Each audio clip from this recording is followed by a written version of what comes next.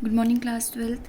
I'm Aisha Gaur from Galatian International School, and today we're gonna start a new chapter that is biomolecules. Okay, so सबसे पहले जब हम biomolecules की बात करते हैं तो हम लोग आते हैं कार्बोहाइड्रेट्स में.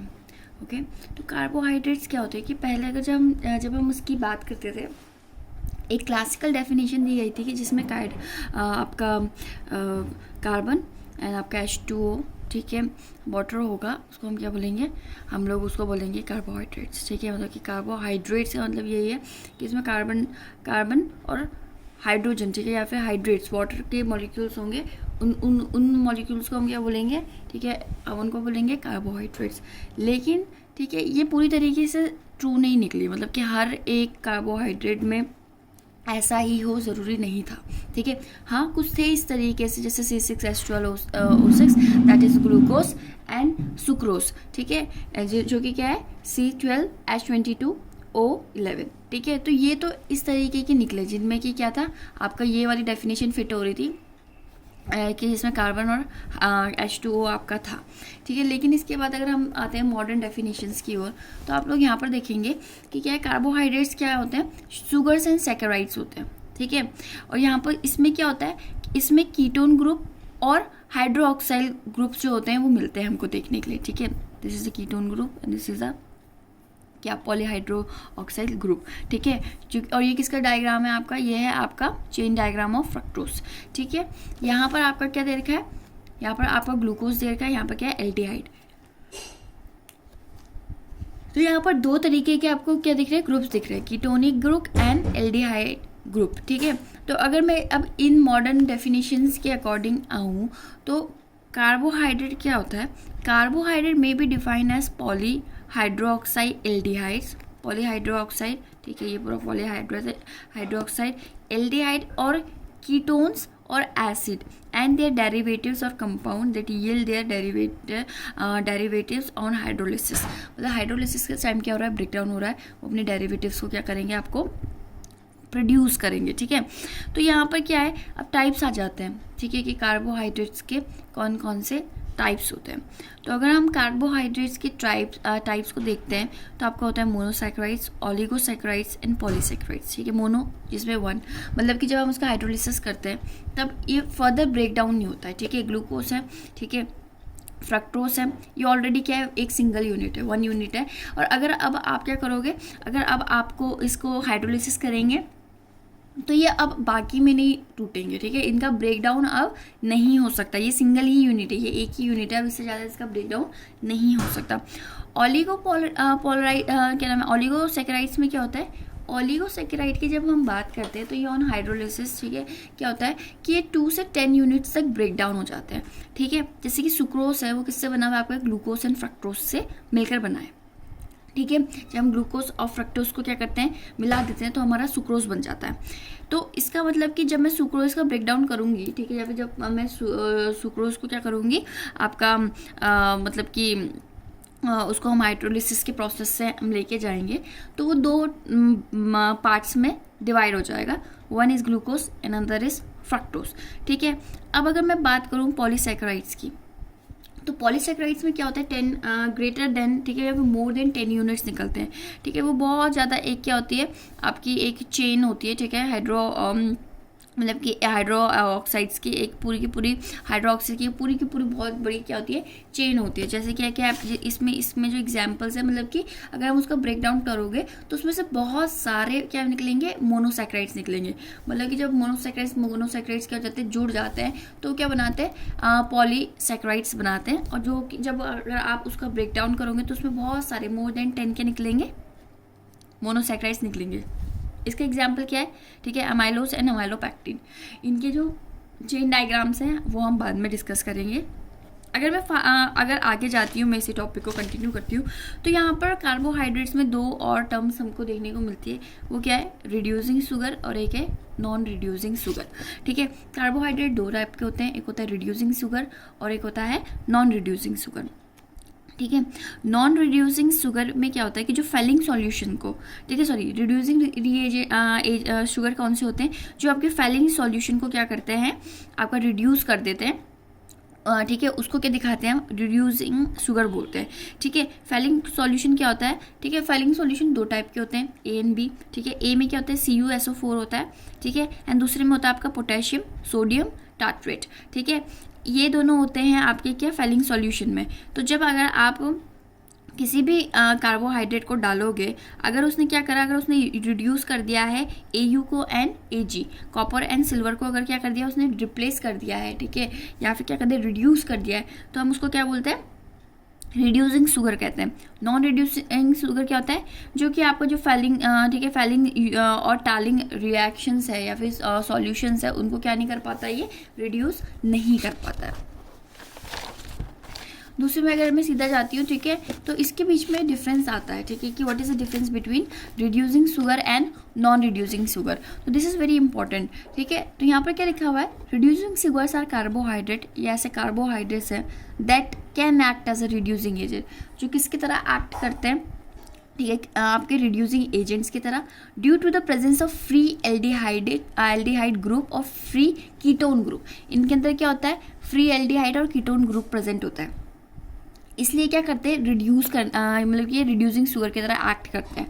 ठीक है, यहाँ पर क्या है, इसमें क्या नहीं प्रेजेंट होते हैं आपके, ये रिड्यूसिंग एजेंट की तरह काम नहीं करते हैं, और इसमें एब्सेंस होती है आपकी किसकी, फ्री एल्डिहाइड ग्रुप या फिर कीटोन ग्रुप की एब्सेंस देखने को मिलती है, इसलिए हम उसको क्या कहते हैं, नॉन रिड्यूसिंग शुगर्स बोलते हैं। ठीक है, गुड रिड्यूसिंग एजेंट होते हैं रिड्यूसिंग यहाँ पर। ठीक है, ये क्या होते हैं, रिड्यूसिंग एजेंट नहीं होंगे। हाँ, फ्री एल्डिहाइड और कीटोनिक ग्रुप, यहाँ पर एल्डिहाइड या फिर फ्री कीटोनिक ग्रुप होते हैं, यहाँ पर फ्री एल्डिहाइड और कीटोनिक ग्रुप नहीं होते आपके।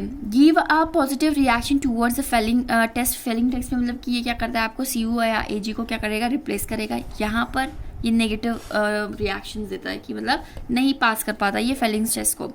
इंक्लूड और मोनोसेक्राइड्स एंड सम डाइसेक्राइड्स। ठीक है, यहाँ पर मोनोसेक्राइड्स और कुछ डाइसेक्राइड्स होते हैं, और यहाँ पर पॉलीसेक्राइड्स देखने को हमको सारा मिलता है। एग्जाम्पल है आपका माल्टोस, ठीक है, एंड लैक्टोस, जो कि क्या आते हैं, आपके मोनोसेक्राइड्स है। और अगर मैं एग्जाम्पल लेती हूँ किसका, पॉलीसेक्राइड, तो सुक्रोज, सॉरी ये आपका डाइसेक्राइड का, तो सुक्रोज क्या है, एक आपका नॉन रिड्यूसिंग शुगर है। ठीक है, तो दिस इज आप difference between reducing sugar and non reducing sugar. अब अगर नेक्स्ट टॉपिक में हम जंप करते हैं, तो आता है ग्लूकोज। ठीक है, तो ग्लूकोज का अगर हम चेन रिएक्शन, मतलब कि एक चेन इक्वेशन बनाते हैं, ठीक है, तो हम फिशर प्रोजेक्शन और आपका, ठीक है, हॉर्थ प्रोजेक्शंस को दो को पढ़ेंगे। ठीक है, तो फिशर प्रोजेक्शन में क्या करेंगे, पहले हम एक चेन बनाएंगे ग्लूकोज की, इधर उसकी मिरर इमेज बनाएंगे। ठीक है, तो देखो, क्योंकि अगर मैं ग्लूकोज का फॉर्मूला लिखती हूँ, तो क्या है, C6H12O6। ठीक है, यही है। तो यहाँ पर हम क्या करेंगे, आपको यहाँ पर पहले 6 कार्बन की हमको चेन बनानी होती है। ठीक है, 6 कार्बन की चेन बनानी होती है। H कितना है, 12। ठीक है, 1 2 3 4 5 6 7 8 9 10 11 12। ठीक है, 12 हमको क्या दिख गया यहाँ पर, H देखिए, O की बॉन्डिंग देते हैं 1, ठीक है, 2 3 4 5 6, 6 क्या है, आपके ऑक्सीजन है। तो आपने यहाँ पर देख लिया इस चीज़ को। तो अगर मैं बोलूँ, तो मेरे को क्या करना पड़ेगा, सबसे पहले एल्डिहाइड ग्रुप को मैं क्या करूँगी, ऊपर कोट करती हूँ। ठीक है, C1 पे। ठीक है, C1 पे नंबरिंग याद रखना, बिकॉज नंबरिंग का इसमें बहुत ज़्यादा इंपॉर्टेंट रोल है। ठीक है, C1 पे मैंने एल्डिहाइड ग्रुप लगा दिया, डबल बॉन्ड लगा के O, एंड देन यहाँ पर H। डबल बॉन्ड क्यों लगाया, क्योंकि 1 2 3 4 होने चाहिए थे, लेकिन क्योंकि ऊपर अभी कोई हाइड्रोजन नहीं है, कुछ नहीं है, तो हम लोगों ने ऑक्सीजन के साथ एक डबल बॉन्ड क्रिएट किया है ताकि इसकी बॉन्डिंग पूरी हो सके। देन इसके बाद हमको क्या करना है कि देखो, यहाँ पर सबसे इंपॉर्टेंट चीज़ क्या है कि लाइन से 3 बार नीचे OH आते हैं, इसको रट लो या फिर याद कर लो। ठीक है, फिर H आता है, फिर OH आता है। ठीक है, यहाँ पर भी क्या है, आपका सिंपल सा यही है, बस पहले OH आएगा तो इधर आएगा H, फिर इधर OH आएगा, इधर आएगा H, फिर then HOH HOH, and then फिर आता है CH2OH। ठीक है, तो इस चीज़ को हमें इस तरीके से लिखना है, पर हमें ध्यान किस में फोकस करना है अपना, ठीक है, आपके 5 वाले पे। ठीक है, C5, अगर C5 में OH आपका राइट साइड में है, तो उसको हम D से डिनोट करते हैं। तो चूँकि देखो 5th वाले में राइट साइड में आपका OH दिख रहा है, तो इसलिए हमको उसको क्या बोला है, ठीक है, डी ग्लूकोज बोला है। लेकिन अगर हम इसकी मिरर इमेज में जाएंगे, और क्या हो जाएगा, मिरर इमेज बनाते हैं इसकी, सिंपल से हर चीज़ अपोजिट हो जाएगी। तो 5th कार्बन में अगर OH आपका लेफ्ट साइड में, क्योंकि L, ठीक है, L फॉर लेफ्ट, तो यहाँ पर क्या होता है, L ग्लूकोस आ जाता है। तो इसे हम बोलते हैं फिशर प्रोजेक्शन बोलते हैं किसी भी चीज़ की मिरर इमेज को, ठीक है। हॉल्स प्रोजेक्शन में क्या होता है, पहले आपने ये सब चीज़ें आपको याद ही हैं, ठीक है। 1 2 3 4 5 6 कार्बन, 6 कार्बन की ये क्या है, एक लंबी सी चेन है। फिर दोबारा से हमको कार्बन 5 पे ही ध्यान देना है।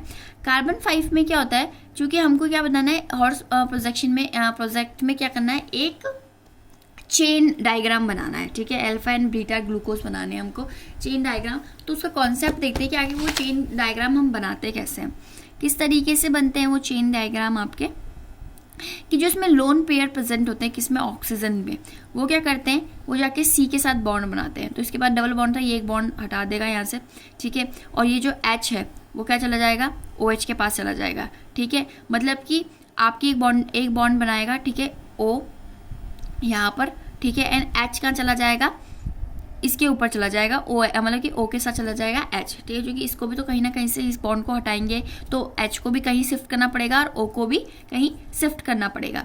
तो सिंपल सा यही चीज़ होगा। तो आपको एक चीज़ यहाँ पर देखने को मिलेगी कि कितने 1 2 3 4 5 एंड 6, तो ये क्या है 6, मतलब कि जो आपका एक साइकिल है, साइकिल के अंदर कितनी चीज़ें आ रही है, 1 2 3 4 5 6 चीज़ें आ रही है। तो हम सिंपल सी बात है, ठीक है। अब हम यहाँ पर क्या क्रिएट करेंगे, एक 6, 1 2 3 4 5 6, ये कार्बन है, ठीक है। 1 carbon, 2 carbon, 3 carbon, 4 carbon, 5 carbon, 6 carbon, और एक क्या था, ऑक्सीजन था। एक क्या है आपका, ऑक्सीजन। तो हमने उसको क्या कर दिया, यहाँ पर लिख दिया।